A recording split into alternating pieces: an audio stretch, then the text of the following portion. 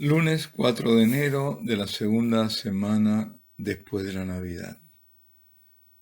Lectura del Santo Evangelio según San Juan. En aquel tiempo estaba Juan con dos de sus discípulos y fijándose en Jesús que pasaba, dice: Este es el Cordero de Dios. Los dos discípulos oyeron sus palabras y siguieron a Jesús. Jesús se volvió y al ver que lo seguían les pregunta: ¿Qué buscáis? Ellos les contestaron: Rabí, ¿dónde vives? Él les dijo: venid y veréis. Entonces fueron, vieron dónde vivía y se quedaron con él aquel día. Era como la hora 10:00.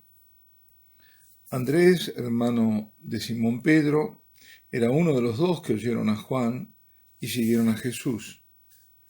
Encuentra primero a su hermano Simón y le dice: hemos encontrado al Mesías, que significa Cristo. Y lo llevó a Jesús. Jesús se le quedó mirando y le dijo: tú eres Simón, el hijo de Juan. Tú te llamarás Cefas, que se traduce Pedro. Palabra del Señor. Jesús se le quedó mirando y le dijo: tú eres Simón, el hijo de Juan. Tú te llamarás Cefas. Según Juan el Evangelista, quien por otra parte era el otro discípulo del Bautista que había seguido con Andrés a Jesús, digo que sería la primera vez que Simón tenía ese encuentro con el Mesías, según San Juan, y el Señor le cambia el nombre. A partir de aquel momento será Cefas, será Pedro.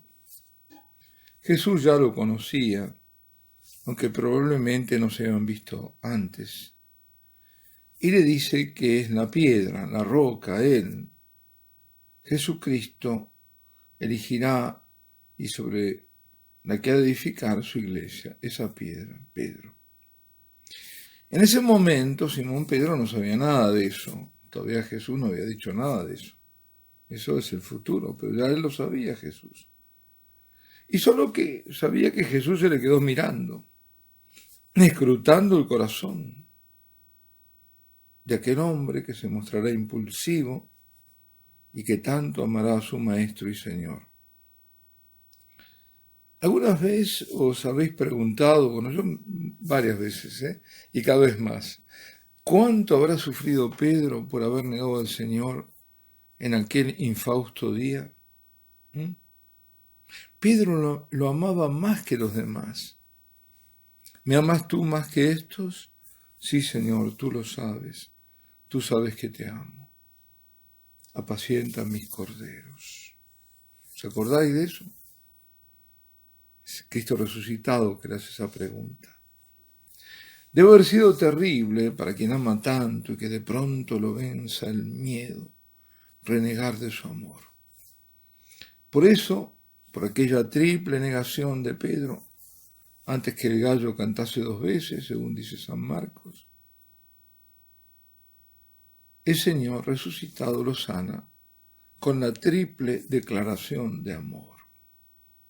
Y no solo lo sana, sino que le da la misión, que en aquel nombre dado en el primer encuentro encerraba: apacentar sus corderos.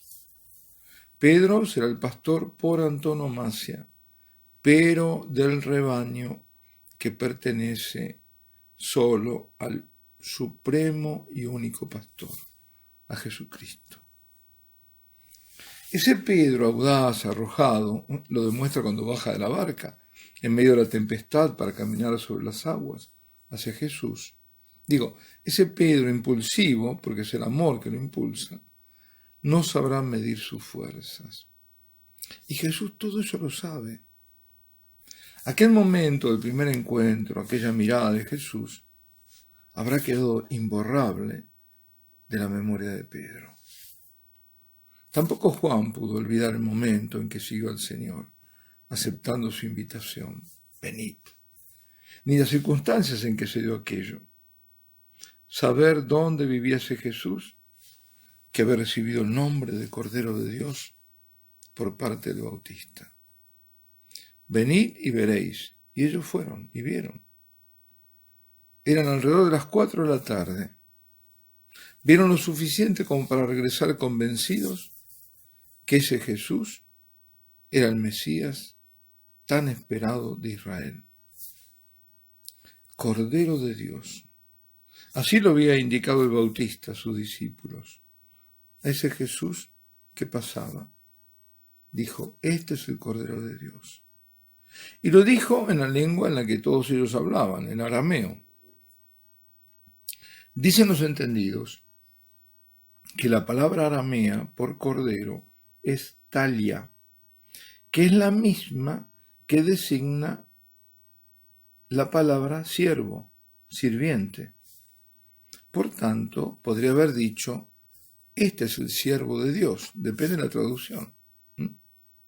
Cordero de Dios alude al cordero del sacrificio de expiación. Es ese cordero que expía los pecados del pueblo.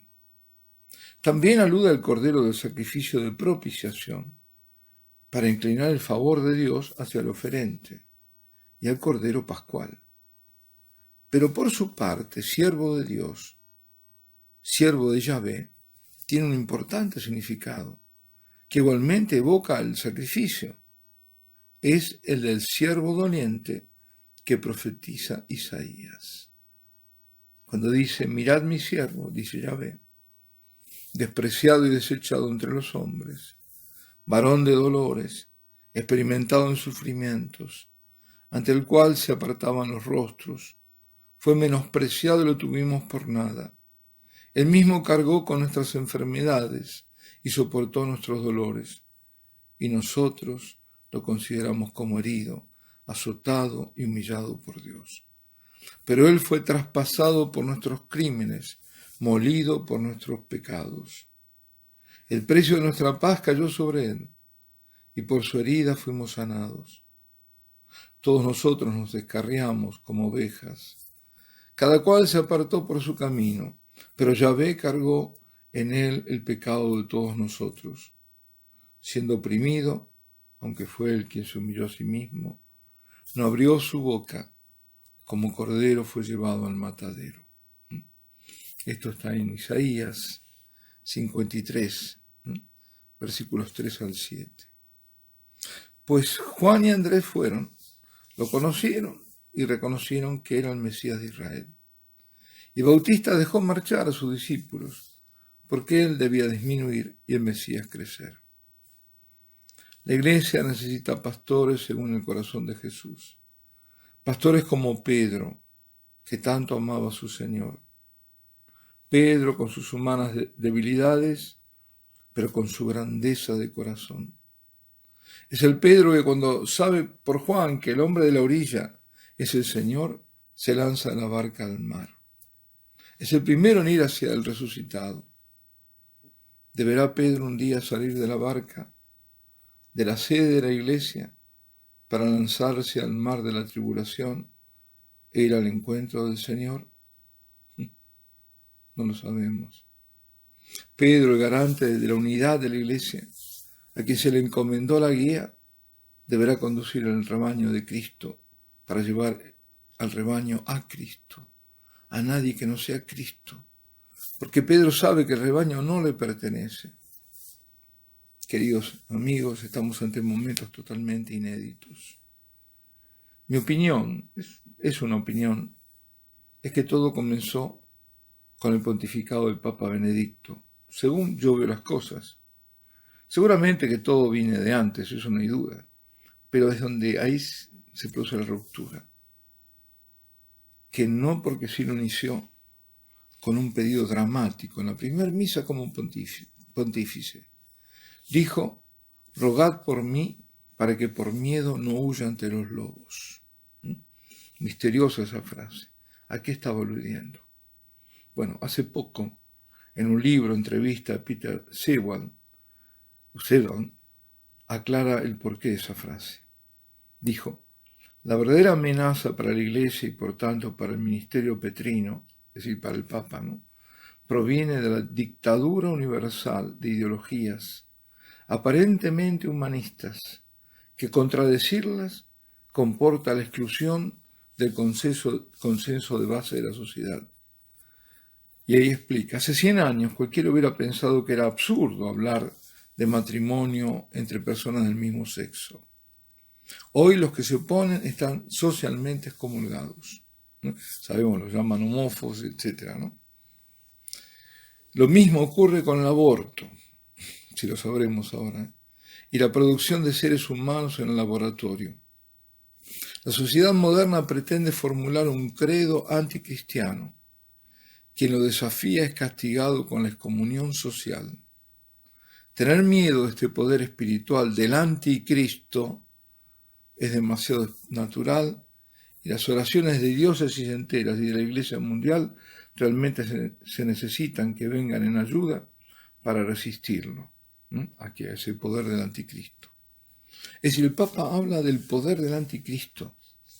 La amenaza de esta dictadura global que vemos ahora en acto y que se apoya en ideologías que solamente suenan como humanistas, pero que no lo son, ¿eh?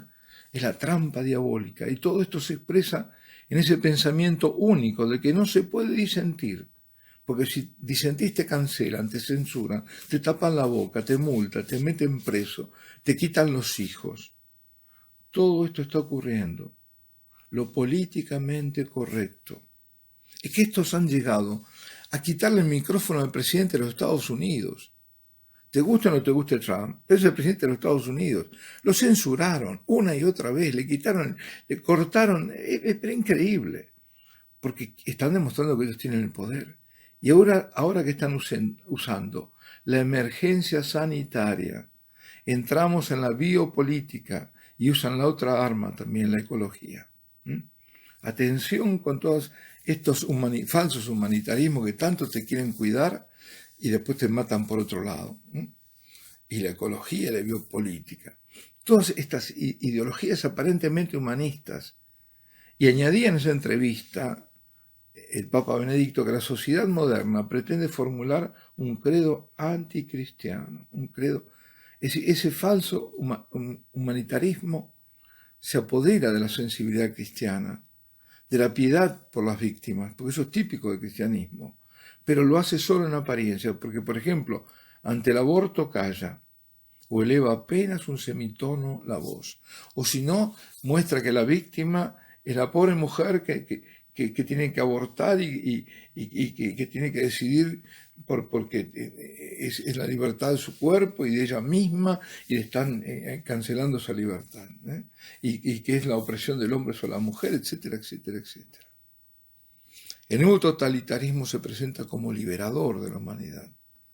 No olvidemos que el anticristo imita a Cristo y pretende superarlo. Soloyev escribe en el año 1900, justo en el 1900, lo presenta como un filántropo, un ecologista, un animalista, cuidado de los animales, todo eso, una imitación usurpadora del único Salvador. Por eso, la voz de esta tiranía, la que temía Benedicto, porque ya sabía que estaba avanzando no solo en el mundo, sino en la Iglesia, en la que hace flamear las banderas de la paz y la tolerancia, y que trae consigo al neopaganismo.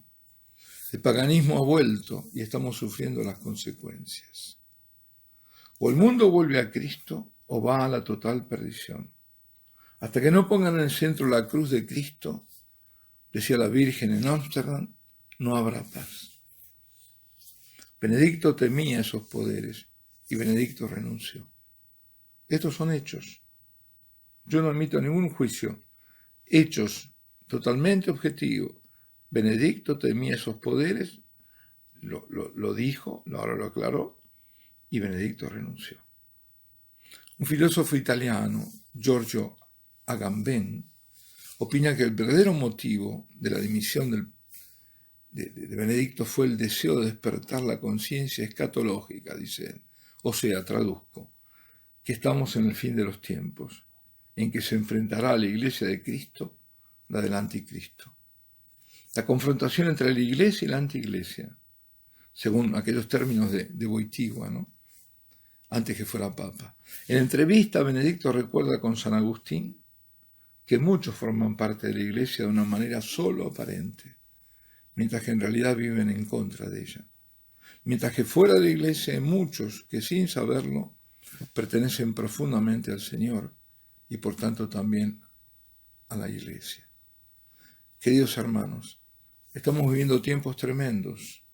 Tremendos no solo en el sentido de terribles, para tener miedo, sino para tener respeto y hasta reverencia, porque todo esto está en las manos del Señor. Son tiempos de grandes pruebas, pero Él nos dice, no temas, pequeño rebaño, porque el Señor nos ofrece el reino que se conquista con la fidelidad a Jesucristo, a la verdadera iglesia de Cristo, y en el amor a Cristo y a los hermanos. Grandes serán las gracias que el Señor dará para que podamos superar las pruebas que están y las que han de venir. El Señor nos repite, confiad en mí. Oh Jesús, Rey de amor, yo pongo mi confianza en tu bondad misericordiosa. Y la bendición de Dios Todopoderoso, Padre, Hijo y Espíritu Santo, descienda sobre vosotros y permanezca para siempre.